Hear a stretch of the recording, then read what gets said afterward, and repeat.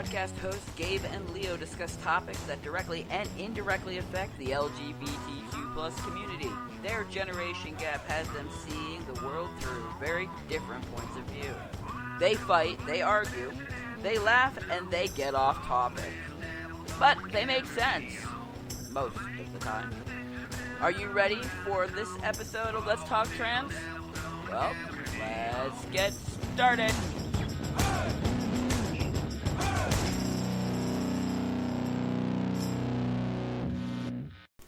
Okay, hey, welcome to our Sunday night episode of Let's Talk Trans. I know, it's been 2 weeks. I'm sorry. I got no excuses. Well, alright, I got a couple of excuses, but they're not legitimate excuses because I left you guys behind. It wasn't fair. It wasn't fair while I mulled around in my melancholy and my, self-induced pity party over Kai going off to college, but that's what it was. I just, I don't know. I just had to adjust a little bit to being a parent of one in the household, and I guess that's just really what it was. And so anyway, I'm back. We're back tonight. I had hoped that Leo would join me, but Leo is doing a movie. I've never heard of these before, and this is kind of maybe this is a new thing. And those of you who are adults who with teenagers, maybe you guys can appreciate this a little bit more. But remember when we used to go out to the movies with our friends? Well, I guess now one of them. The way they do it now is one of them kind of, they kind of do movie parties. Like, Leo and his friends, they do this movie party thing online, and one of them, has the movie, and they put it in, they watch it, and everybody watches it together, like on a Zoom chat or whatever have you. It's kind of weird, but it's like social distancing, but being together at the same time. It's kind of weird, but I guess it works. So, anyway, Leo and his friends tonight are watching Twilight. We won't go there. Ha! My favorite part of Twilight was always the werewolves. That was me. Anyway, so Kai is off on her second week of college. Woohoo! And we've had some major developments here in the Gabe and Leo household. And I'm going to tell you guys about them as soon as I get done tripping over my tongue. So, but I see, and this is the thing, because I have been out of kind of the loop for the last month at this point. I'm still not back to work. I really don't know what's going on in the LGBTQ community. Here where we live, in NEPA, we have the Rainbow Alliance, and I've been following them, and they've been doing some meet and greets and get-together, but they're kind of on a summer hiatus kind of thing, so we really haven't had a whole lot going on with them, but I'm hoping to change that because I'd like to get involved with them, and I'm truly hoping that I do. And football season is back, of course, but I don't know. I guess, yeah. Blah, blah, blah, blah, blah, blah, blah, blah, blah. Okay. Now that the excitability has gone out of my brain, let me talk at a normal pace. Football season starts, and for those of you who don't know, I do photography for high school football as well as mini football for, some of us call it Pee Wee. But anyway, Pee Wee started 3 weeks ago, high school started here last week, or this Friday. And it's one of the things that I really enjoy is high school ball, and I've been doing it for years, but last year, right after I transitioned, remember, it's been a year for me. I came out in August of last year. Started taking T in November of last year, so it's almost a year on T. Woohoo! But we talked about this a little bit. I came out as Gabriel, and all of a sudden doors were opening. People were inviting me to do this. I was invited to do that. People were noticing my photography a little bit more. And I went, holy crap, the boys club does exist. And so the thing of it is for me is, so like I said, Friday we went to the game, and I was kind of expecting the same amount of clatter. Same thing. I got my highs. I got, how you doing? Hey, it's good to see you. But there was this level of cold shoulder. Like there was this level of, going on, and it took me a little while to realize it, and then I realized that there were Normally, okay, so last year, there would be me and another photographer for the school, and then there would be the media, the local papers, the news agencies. So there's usually about 4 or 5 of us on the sideline. The media does their thing. They get their clips. They go off to another game. No big deal. Okay. But this Friday, they all stayed around. Everybody was glued to our towns. So there was 6 photographers on our sideline at all times, and we were literally tripping over each other.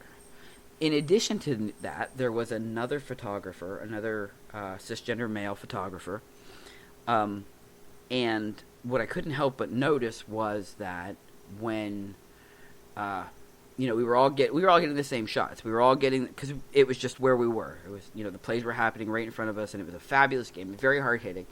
And if you haven't noticed, I love football. I absolutely love football, especially on a non-professional level, because the intensity, the drive, the passion, it's there. It's not about money. It's about playing the game. And these high school players, again, because I've watched these kids grow up from when they were little, playing Pee Wee, and now they're moving into a level where it can potentially affect their college careers. So, but what I noticed was that when it came time for social media to start using photography the way that they do, my shots were getting left out.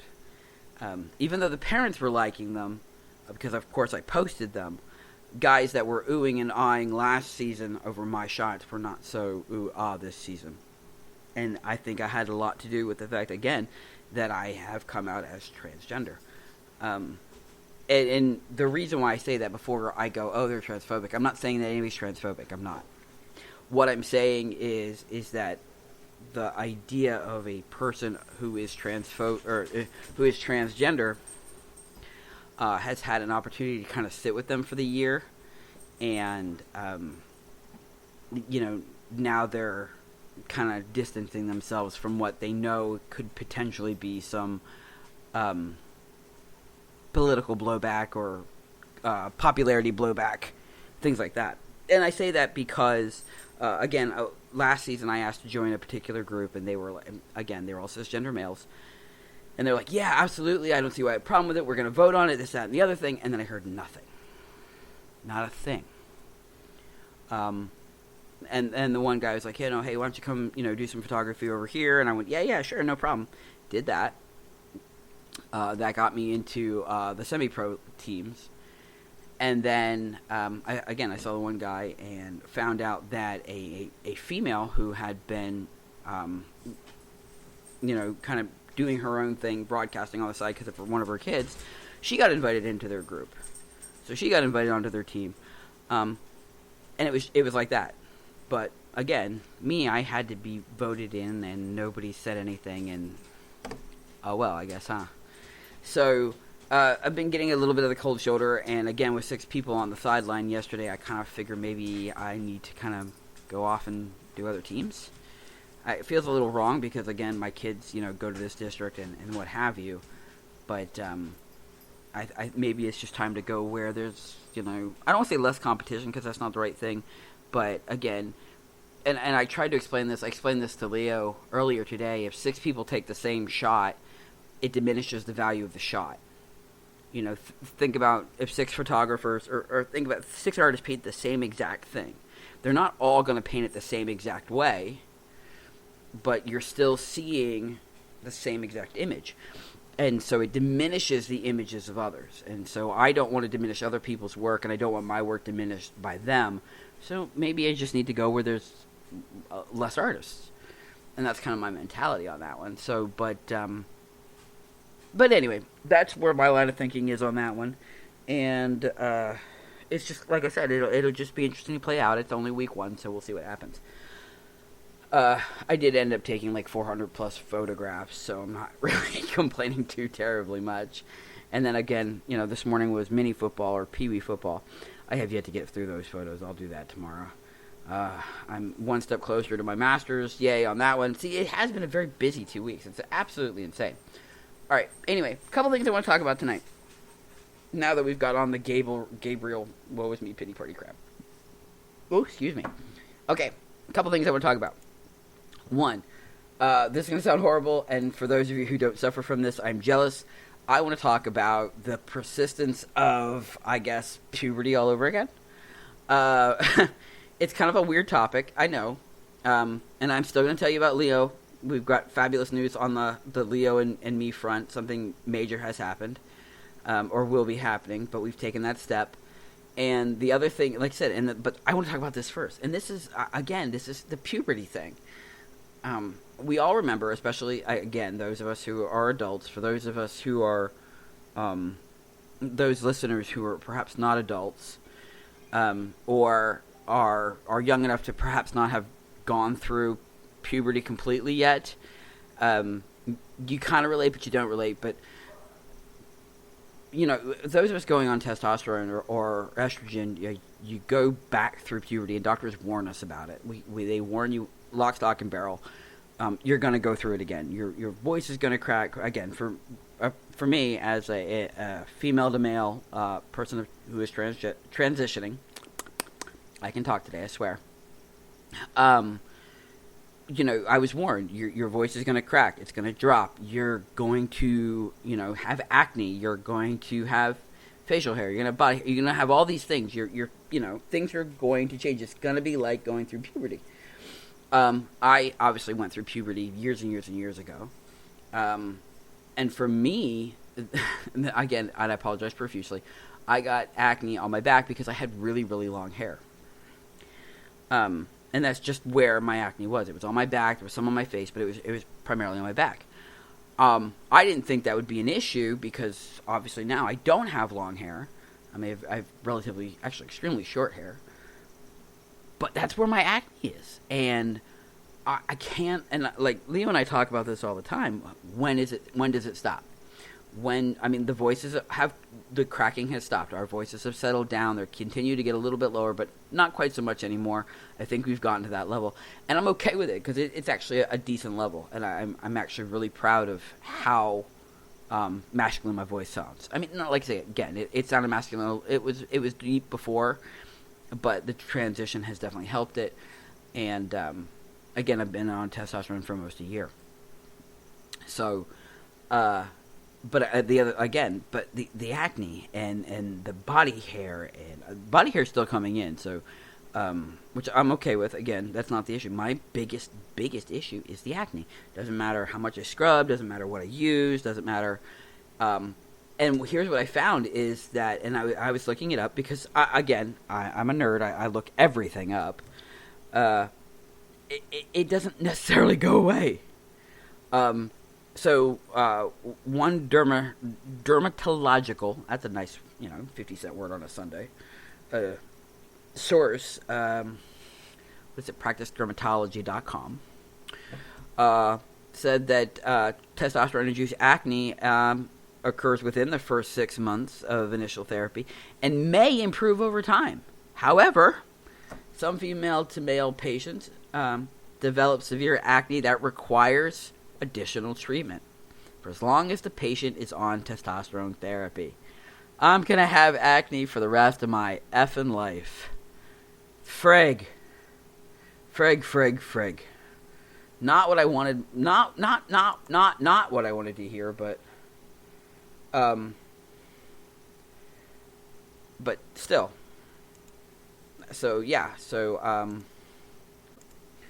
not what I wanted to hear, you know what I mean? Not what I wanted to expect. I mean, again, it's manageable, and there's always, oh, excuse me, hold it. Hairball. It was a tribble. Oh, all right, that was bad. All right, bad Trek joke, I'm sorry. Yeah, so, again, the thing of it is that, and there's tons of different sources, and holy crap. This is what happens when I take 2 weeks off. I can't talk anymore. There are different dermatologists that say different things. Some say it does improve in most cases. Others say, it's a thing. It's going to happen. You can, deal with it. Some people will even say, again, it's just part of, once the hormones balance out, it goes away like it does with, anyone once they get past the the like the pubescent puberty peak, I guess we could call it, whatever. So it kind of varies. I assume that, if I don't know, like, yeah, one even talks about the fact that it should clear up. It should start clearing up after 9 months. Yeah, and that's not going to happen. So I might have to go and seek a dermatologist. I don't know.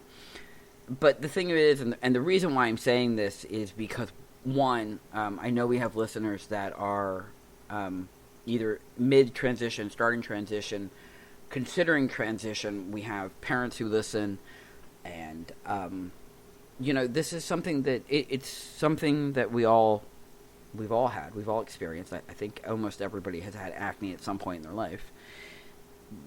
But the other thing is I want people to be aware of this, because especially children nowadays, kids can be cruel. I mean, adults are cruel too, but kids, when it comes to things like that, you remember the terms crater face, pizza face. I mean, we've said them all. We've heard them all. I don't want a child to be disenfranchised by the idea that there's going to be acne, and think all those horrible things and have it diminish their perspectives on starting T or starting estrogen or any of those things, because it's one speed bump on, again, being self-made. It's something that everyone experiences. I'm in my 40s and I go through it every day. Leo's in his teens. He's going through it. My oldest, who is cisgender and does not. I'm sorry. She's cisgender. Yeah. Kai is cisgender. She still every once in a while breaks out. People do. My mother, who's in her 60s, breaks out. That may mean that some of my acne is hereditary. I say that like you guys can see me shrug my shoulders and go, but it's definitely possible. And again, there's so many things. It's not just that. It's Leo goes through growing pains and growth spurts, and because he started younger, because again, now Leo was 14, just turned 14 when he started testosterone. He is still, his growth plates haven't fused, so he's still growing. He's still maturing. His body is still developing. He is. It's funny, for what little fat Leo has on his body. Leo is like 108 pounds soaking wet at 5'5", I think. So what little fat is on his body as a female, or is carrying estrogen, and estrogen producing body, the fat hung out in certain places. Now that Leo's been on T for a year, that fat is redistributing itself, or redispositioning, or it's moving around. Again, you guys can't see my fingers moving. I'm like swimming through stuff. So he now is developing a six-pack. You can see it. You can see the happy trail. You can see where muscles are a little bit more toned in places that didn't necessarily have to be. A lot of his fat is now in his cheekbones, like in his or his cheeks, up in his face, because that's where men carry a lot of theirs. So it's really interesting to see again the body shifting. I make myself and my son sound like an experiment. It's just I can't help it, because I love watching the development. I love watching the change. When they talk about being self-made, it's true. I can't even I can't express enough how impressed I am with Leo, and I'll toot my own horn myself, in the last year. How we've taken ourselves and taken our bodies, and I'm gonna go more with Leo, because I can't really. I guess I'm more proud of Leo than myself on this one. But to have gone from insecure and uncomfortable and socially awkward to, this is what I want to do, and I want to step out there, and I want to be part of a community that the world doesn't necessarily like. But the reason being is I feel like I belong in that community. And to come to me again in a car on a drive in the summertime and go, I'm a boy. Do you still love me? Those words will resonate with me forever. I'm a boy. Do you still love me? And then to go to the person that he is now, outgoing, charismatic. He ran down to the school to find out where his homeroom was. School doesn't even start for another 2 weeks. But he's already eager to be back in that building. Something that 2 years ago I couldn't get him to do. 3 years ago I couldn't get him into a building. We cyber schooled Leo because of how bad his anxiety was with people. But this transition, this coming out and being the person that Leo truly feels that he is, and again, truly is, so there's not even a matter of feel, this is the person that Leo is, has changed him on so many levels. It's made him more confident. And for anybody who's transitioned or is in the process of transitioning, I'm sure that you can relate. For parents with children who are processing or considering transition, this is something you obviously are witnessing or seeing. It's liberating. It's something that I wish every parent could experience, seeing their child so free, seeing their child so thrilled to be who they are, that they don't care. They don't care if they're going to get ostracized. They don't care if they're going to get picked on. They don't care if someone's going to tape a label. Shut up, phone. If they don't care if somebody's going to tape a label to their back. Because they know that sooner or later, that's all going to go away. Because sooner or later, no one's going to notice that there was this person, but now they're this person. They only care about the person that they see. And it's absolutely amazing. And that kind of steps me into what I wanted to tell you guys about. We have taken, both Leo and I, this past week, took the next step in our transition. Compliments of trans equality, PA trans equality, Leo and I were able to get our name change motions set in place, and we went to the courthouse and we got our hearing dates, which are set for both of us, are set for October. We can't do it the same day, unfortunately, because Leo has to go into children's or family court, and I have to go to adult court. But the thing of it is that PA Trans Equality was able to help me with the funding, so it wasn't out of pocket for me. And compliments of the court and some very, very nice people that I have to say at our courthouse. Leo got all his fees waived.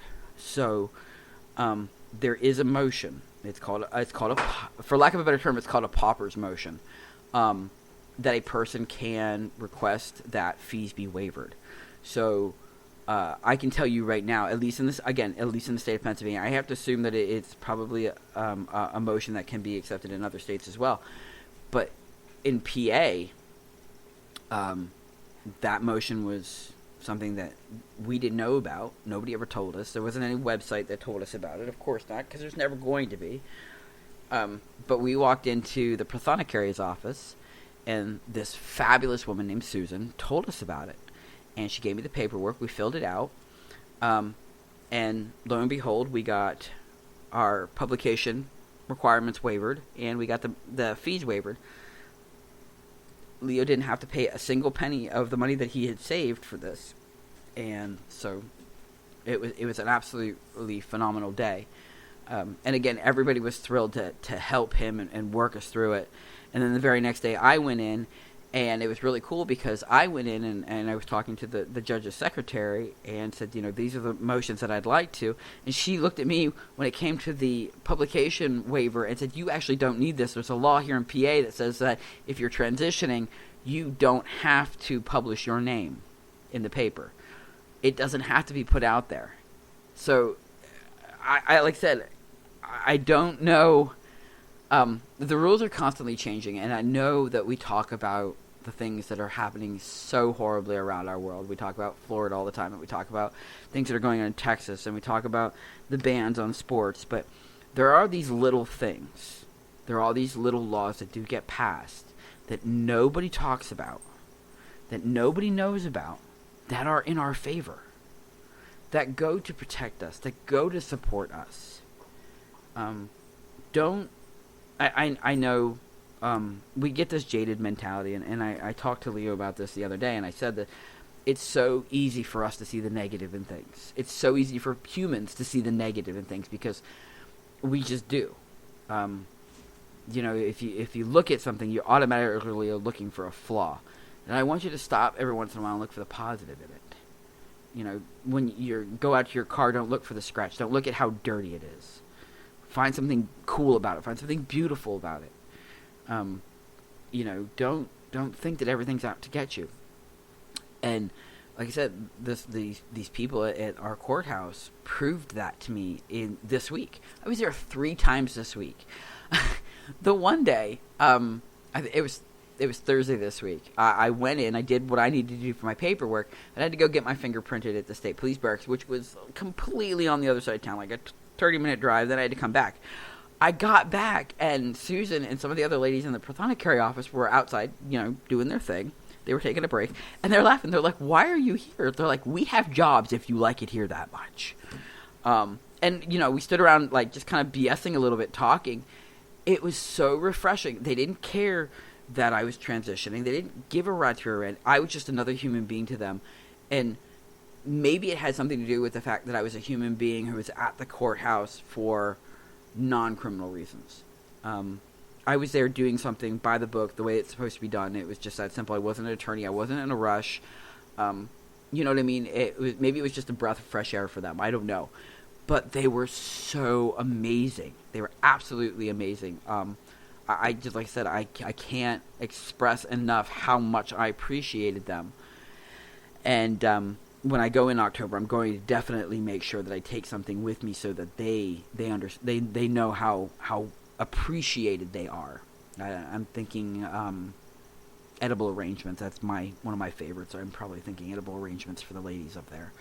I'm going to have to ask to make sure that the sheriff lets me take that in. But anyway, I truly, truly hope that, because, like I said, they were absolutely phenomenal. And that's going to be, like I said, that's Leo and I's big thing, is our names are going to be officially changed. The reason that I use that as a segue for Leo is because it's one more step. Leo has had to use his dead name on his school ID. His dead name is still on all his attendance sheets. So if there's a substitute, they call it a dead name. They don't know the difference. Unless the teacher writes in or scratches that off, they don't know. So, like I said, coming out as Leo and having that name change in October will completely eradicate, it will completely eradicate Laura from the system. Leo won't have to worry about anyone knowing that name again. And the beauty of it is he doesn't have to answer to it. And the same thing goes for me, because, again, mine's happening later in October, but the beauty of it is that I don't have to answer to that name anymore. If somebody calls and says, "Is so-and-so there?" or, "Is dead name there?" I get to go, "No." You know what I mean? If you don't know my legal name at that point, then I don't want to talk to you. And the same thing gets to go for Leo. If you can't use a legal name, oh well. Here in PA, it moves pretty quickly. Once you get that piece of paper that says my legal name has been changed to, or the court recognizes that so-and-so's name is, you change your driver's license that day, which is what I can do. It's Social Security. You can change your birth certificate. And my mother was floored with this. I was kind of surprised too. Once you have that affidavit, that court order that says so-and-so's name is, and the court of Pennsylvania recognizes you as, in my case, male, I get to take that paper and I get to submit it and say, change the moniker on my birth certificate. I am no longer, represented as a female, which some nurse chose for me based on my genitalia. Sorry, I now identify as male, and I will ever be known as a male. I will never, ever be known as dead named again. I will forever now be known as Gabriel. And I'm going to tell y'all, I have my middle name. I thought it was absolutely awesome. I went through so many middle names that it drove me nuts. At first I wanted it to be Sebastian, then I was like, no, I'm not Sebastian, because Leo's middle name is Sebastian. And I was like, well, my grandfather's middle name was Merle. No, well, my dad's middle name is Michael. I'm like, no, Gabriel Michael. Well, it's too religious. I'm not going there. But I was kind of stuck on the M thing, and that was like Alexander. Alexander would be cool. Gabriel Alexander, that would be cool. But then, Kai's middle name is Alexandra. So a little brain racking and what have you, and I was talking to some people, and it hit me one day, and I went, like, what is this freaking, like, the coolest freaking middle name I could possibly have, that no one would guess, that I would enjoy, and, just kind of be out there, and, people wouldn't forget. And I went, yeah, dude, Gabriel Maverick it is. So that will be my name, Gabriel Maverick Powers. That is going to be freaking awesome. I'm looking forward to it. No, you can't call me Mav, although that would be fun too. But anyway, so, but yeah, that's kind of it in a nutshell. And like I said, it's been an absolutely insane couple of weeks. I did miss you guys. I have to admit wholeheartedly. Between photography and again trying to get over things with, Kai moving off to college, which she was home this weekend, so that was phenomenal. We got to see her for a little bit. This hotel Gabe and Leo, because she hung out here at night and then went out with her friends during the day. But yeah, that's kind of, like I said, that's been the big thing, just kind of transitioning and continuing on with the transition, and Leo and I getting our court hearings for our name change date, and that's that. The dogs are melted it looks like they're melted onto the couch, but they're quiet, right? So we can't complain. And, yeah. So, we're going to wrap it up here. I hope you guys have a fabulous week. I will be on Wednesday. I'm going to try and get Leo on with me Wednesday. If not, if I can't get Leo on, because next weekend will be a long holiday weekend, because it's the end of summer and Labor Day's coming, I will have Kai on with me next Sunday night. How's that? Right? She can tell us all about the LGBTQ community at her college. I'm looking forward to that. So that'll be next Sunday. How's that? But you have to deal with me between now and then on Wednesday night. And on Wednesday night, we will kind of go through the news and see what's been going on as far as the LGBTQ community goes. And, yeah, think about it. And then I have my consultation in December. Christmas is coming. It's the Burr months are right around the corner. Holy crap. I'm going to leave you with all that, because that's just more than my nutshell can handle right this second. I want you guys to stay true to yourselves. Be true to you. Enjoy your night. And you know what? Stay up, party, have some fun. Enjoy your summer if you're a minion. Hopefully you're not back in school yet. And if you're a parent, I'm sorry, I just told your kids to do that. Later.